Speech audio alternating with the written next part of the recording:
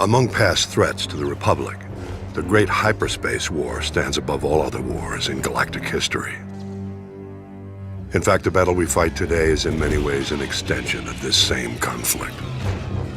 The Sith Empire we believe we had destroyed in this war has now returned to avenge its defeat. The historical factors that set the stage for the modern conflict bear close examination. I believe the greatest factor of all may have been the way the Republic concluded the Great Hyperspace War.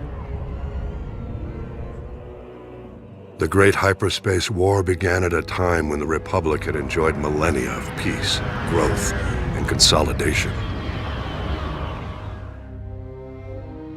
In contrast, the Sith Empire was ending its centuries-long adolescent period.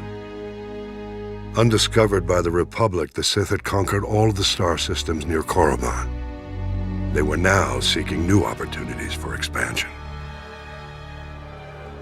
At this time, a brutal power struggle had broken out following the death of the Sith ruler. Among the contenders was the Dark Lord Naga Sadow. Whether by chance or destiny, it was at this time that two Republic explorers stumbled onto Korriban. Naga Sadow seized this opportunity to gain political advantage. The explorers were imprisoned as spies, but Naga Sadow staged an attack to liberate the explorers. He left evidence, suggesting the attack was a Republic military operation. Leveraging the widespread fear of an impending Republic invasion, Naga Sadow rallied the Sith to unite behind his cause, a preemptive strike against their newly discovered enemies. Eager for war, the people embraced Naga Sadow as their new ruler.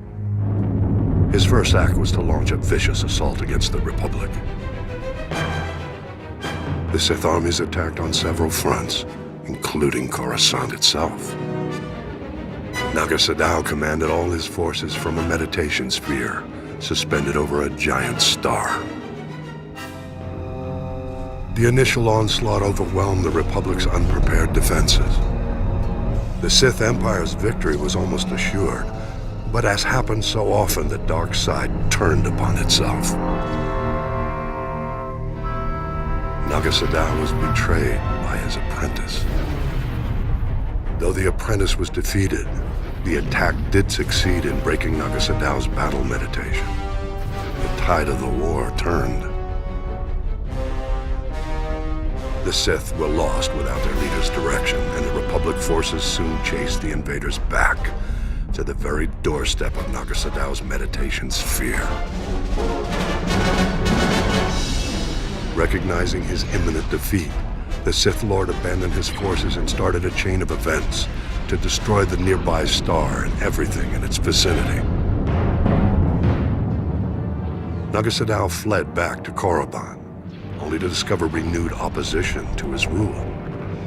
Civil war broke out, whittling away what was left of the Sith Empire's already weakened armies.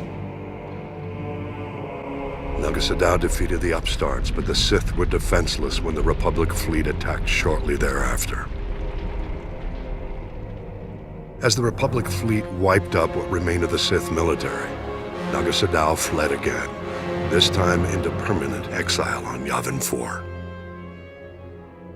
It was at this moment the Republic made what might now be considered a mistake. The Sith no longer posed a threat to the Republic, but the Supreme Chancellor was unsatisfied. Jedi and Republic forces were sent to Korriban and other Sith planets to ensure no remnants of the Sith Empire remained. It was this action which drove the surviving Sith to flee into deep space, with the new Dark Lord who rose to take Naga Sadow's place. The same Dark Lord they continue to call Emperor to this day. I believe this was why he led his people to rebuild their civilization on Drummond Kaz. And this was why they returned 13 centuries later to get revenge against the Republic. One must wonder how things might have been if the Republic had handled the end of the Great Hyperspace War differently. We mustn't forget, though, The conflict at the heart of the Great Hyperspace War and the war we fight today began even before the Sith Empire rose to power. I'll elaborate in the next holo record.